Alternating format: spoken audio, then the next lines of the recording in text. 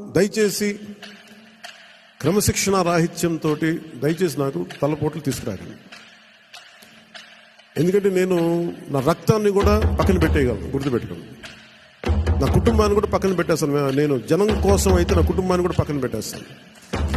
అలాంటిది నా సొంత బిడ్డలతో సహా పక్కన పెట్టేయగలను. నేను అంత నిస్వార్థంగా, అంత గట్టిగా ఉంటాను. ప్రజాక్షేమం కోసం, ప్రజాస్వామ్య పరిరక్షణ కోసం నేను అంత బలంగా ఉంటాను. అందుకని దయచేసి అందరూ కూడా నన్ను ఏదో తిట్టేస్తే భయపడిపోతాను. నేను లేకపోతే ఇక్కడ గెలవం, పంచాయతీ ఎన్నికలు రావచ్చు, మున్సిపల్ ఎన్నికలు రావచ్చు, నా సత్తా ఏంటో అనుకునే వాళ్ళందరికీ కూడా ఏంటంటే సంతోషం. నేను అక్కడ దెబ్బతింటానికి సిద్ధంగా ఉంటాను తప్ప కాంప్రమైజ్ అవ్వడానికి నేను సిద్ధంగా ఉంటాను. ఏం పోతే చెప్పండి నాకు. ఈ రోజున 21 మంది ఎమ్మెల్యేలు, 2 మంది 2 ఎంపీలు అయ్యారు.